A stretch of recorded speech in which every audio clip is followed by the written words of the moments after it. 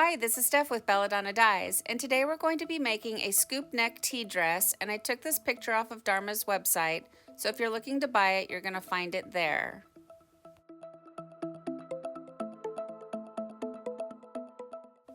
Start by smoothing out all the wrinkles, and then this project is going to be a side fan fold, so decide which side you want it to start on. Mine's going to be on the left side, so I turn the project in front of me, and using a washable marker and kite string, I come down about 5 or 6 inches from the underarm and I draw on the arc.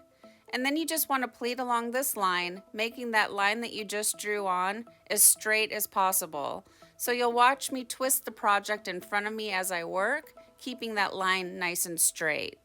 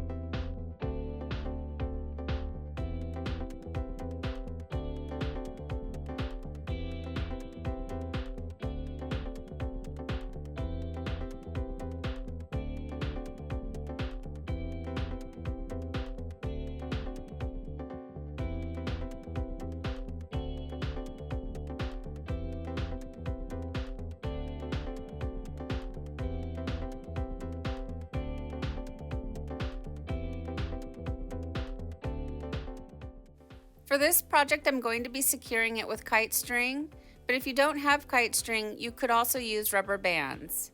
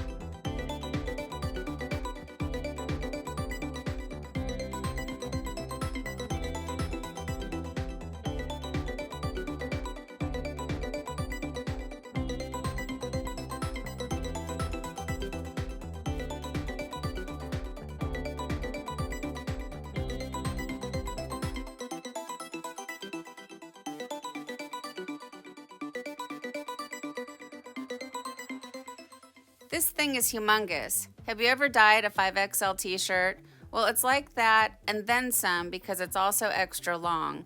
And they call this one size fits all. I don't know, if you're 100 pounds, this thing is going to be huge.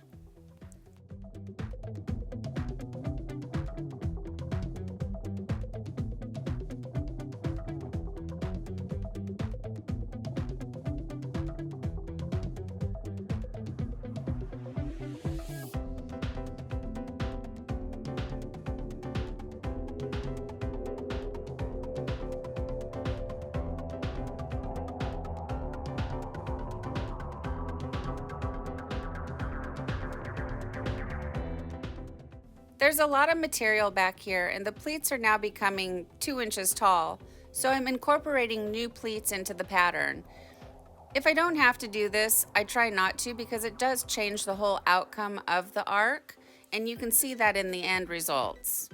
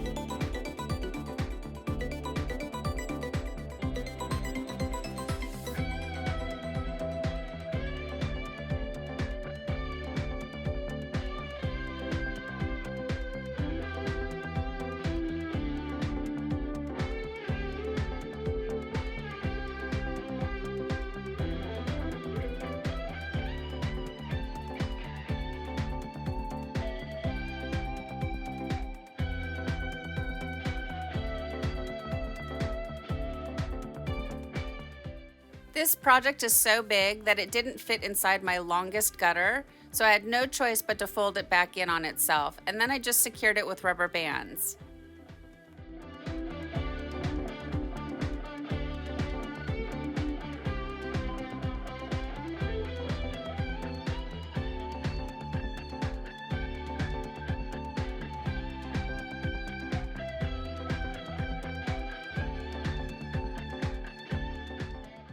It's 28 inches long, so I decided to mark up my pattern every 2 inches.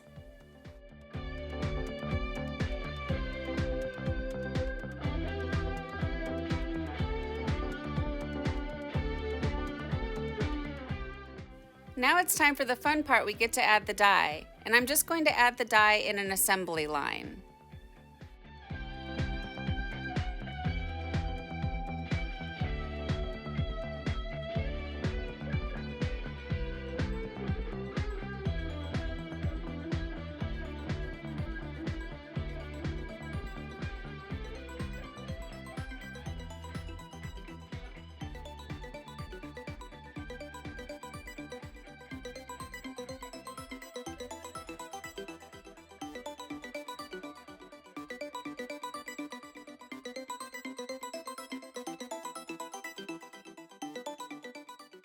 I have a big thought process that I want to share with you guys. So I try not to do back-to-back similar items because, watching back-to-back brown and blue shirts, well, that could be kind of boring.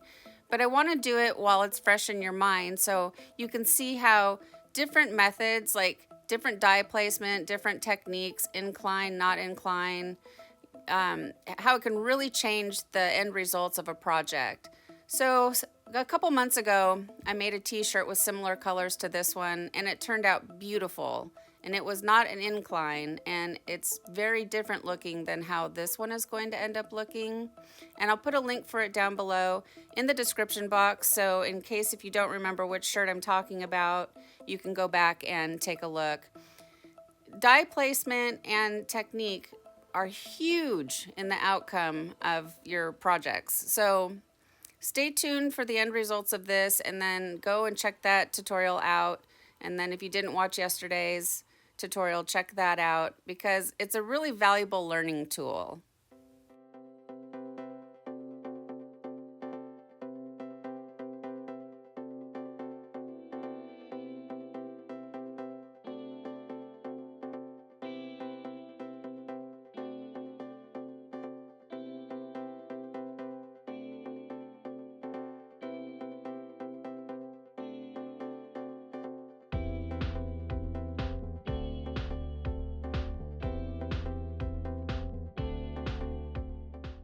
Keep in mind, if this color palette isn't for you, you can use any colors that you want.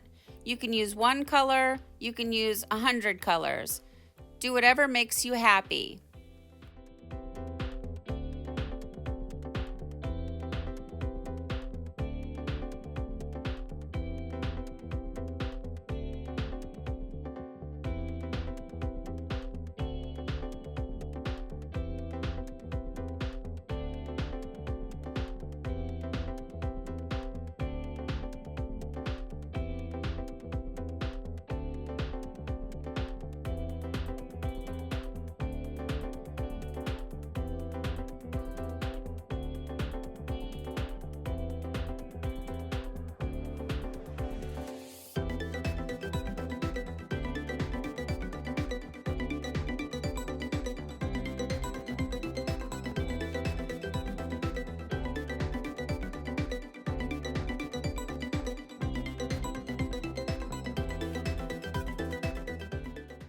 Now grab a mask and give your project a quick little sprinkle of soda ash for good measure. As I briefly mentioned that this is going to be an incline ice dye, but I have found that if you add the ice while it's laying flat, it doesn't want to roll downhill as much, knocking your dye all over the place.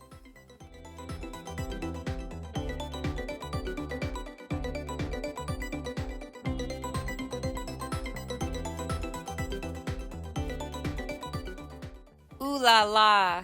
Those colors in the ice look so beautiful.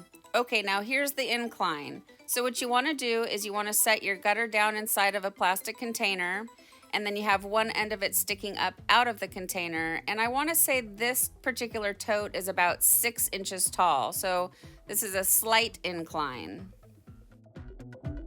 Now that summer is over, our temperatures are cooler, so you want to batch your project for 24 to 48 hours, but for maximum vibrancy, you want to go for 48 hours.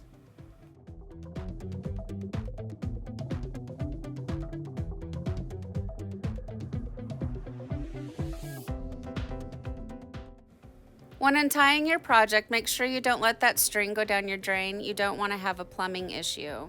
So I let this shirt batch for the full 48 hours, and now it's time for the rinse out, and I do my regular rinse out.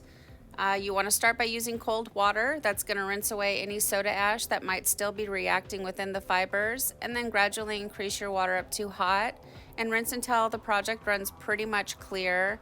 And then I take it to my washing machine, and I use Curalon and I use Millsoft, and you want to follow the manufacturer's directions on those. Although I'll tell you, I don't use nearly as much of the product as they say to. I use like hardly any. And then I get those from Dharma, and I do have links for them down below, along with everything else that I use for tie-dye to make it easy for you to find. And then I put the project in the dryer, and we'll come back and we'll see the results. Well, here it is, guys. Here's our t-shirt dress after it's been washed and dried. And it's not a t-shirt dress to me, it's a night shirt, because this thing is just humongous and I wouldn't wear this out in public. And I don't think I would wear this anyways. It's just not my cup of tea. These colors are not doing it for me. And the incline isn't helping it because of all those rich browns mixing with the jade green, for instance. It just did not make a beautiful color. And up close, underneath a ring light, it's beautiful. There's some gorgeous color splits. But just overall, as a project, I'm not into this much brown. And, you know, for a night shirt, I want it to be fun and funky and bright colors. So this is going to go on my re-dye stack. These are not cheap. You know, this is a $25 mistake right here. So I'm going to see what White Bright can do for this, and that's going to be a great learning tutorial. So we'll take it from there, and I'm going to try to just do more fun, funky colors. The things that I do like about this are the symmetry of the arc. It looks really nice. The folds look good. It's a great pattern. I'm just not overall happy with how much brown is on this. You know, it's just not pretty to me. Beauty is in the eye of the beholder. Some of you might look at this and think it's the greatest thing ever. You know, like I said, it's a big $25 mistake right here for me. So what do you guys think of this shirt? Please leave me some comments down below. Thank you so much for watching. Please subscribe to my channel, leave a thumbs up, and click the bell and set it to all. That way you get notified of future uploads. And remember, have fun tie-dyeing.